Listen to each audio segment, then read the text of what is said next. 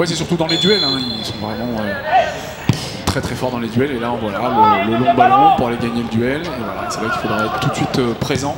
Et c'est parti, et voilà, pour cette 5e journée, puisque c'est un match en retard, on ne l'a pas précisé, mais c'est un match en retard. Et le ballon vers Mendes au duel avec Lembo. Dans la surface, pas de faute. Thomas Valentin, il va pouvoir frapper.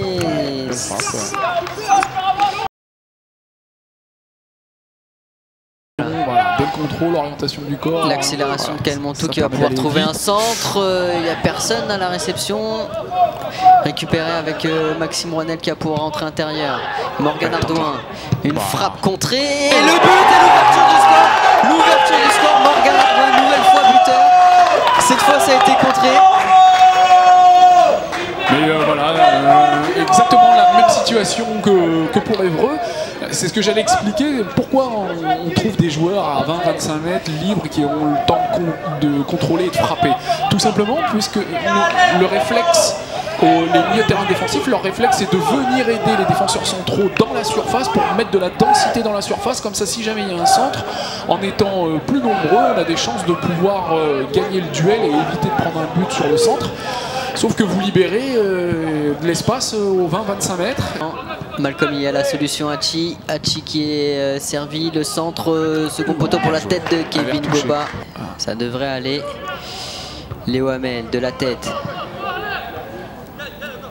Et attention, ce ballon qui revient dans la surface de réparation avec Mendes. Voilà, il faut rester là. Il faut rester aux abords des 18 mètres, il ne faut pas se laisser aspirer dans la surface. Et attention dans la surface de réparation, la frappe qui passe juste au-dessus. Grosse occasion pour Évreux.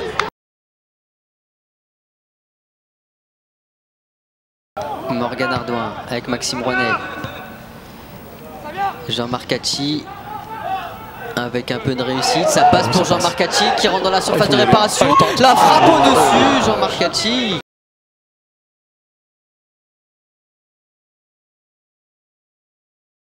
Dessous la récupération de Nico Suzanne avec la Kevin Goba. Kevin Goba qui peut accélérer. Kevin Goba, il y a pas peu de solutions. Il rentre dans la surface de réparation. C'est contré. Et attention, dans la surface, cette frappe bien captée par Papa Mbaye. Qui referme, mais là il n'y avait personne pour refermer le second poteau. C'est vrai que ça manquait peut-être un peu de présence. Là, c'est bien récupéré par Jean-Marc Hachi. Et c'est la fin de cette première période où les Canets sont devant au score 1-0, but de Morgan Ardouin. Et en tout cas voilà, c'est parti pour cette seconde période. Le timing est parfait dans l'intervention Karim.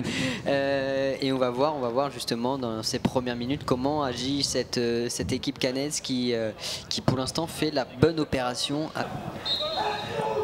Alors qu'on voit William Koulibaly dans les tribunes.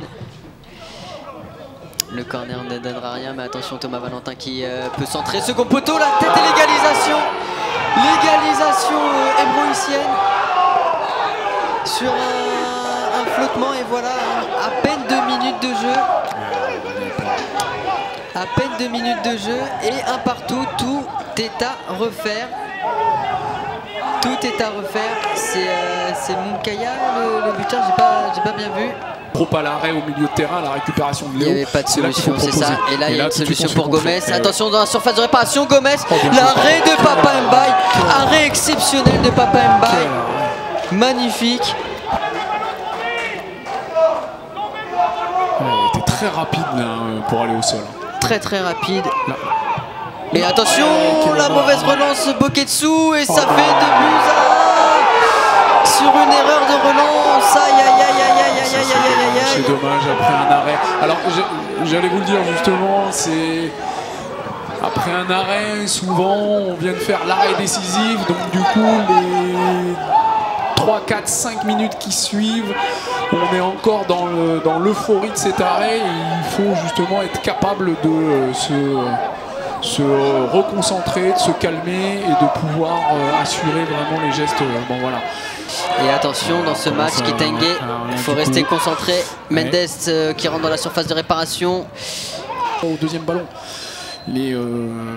Ah ouais, au deuxième poteau. C'est bien tiré, c'est repoussé. Voilà. Le poteau de Nicolas Camillo, c'est pas possible. C'est dommage. C'était ça. Voilà, donc là il l'a tenté direct.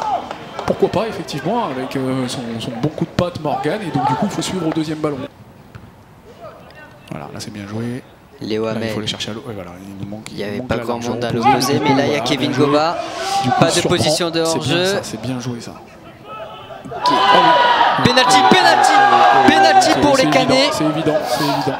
Penalty sur son crochet. Sur son crochet, il a fait la différence. Alors là, on joue la 90e minute de jeu. Ah oui, minute d'arrêt. 3 minutes en plus, alors que la semaine dernière c'était Morgan Ardouin. Cette fois, c'est Kevin Goba qui va se charger de ce penalty. Et c'est transformé, égalisation Cannes de partout. Ah, c'est bien parce que Kevin avait raté des pénaltys.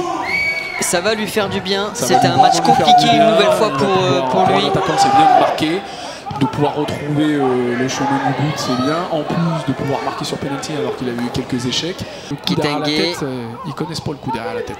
Ouais. Kitenge qui rentre dans la surface de réparation. La frappe s'est contrée une nouvelle fois.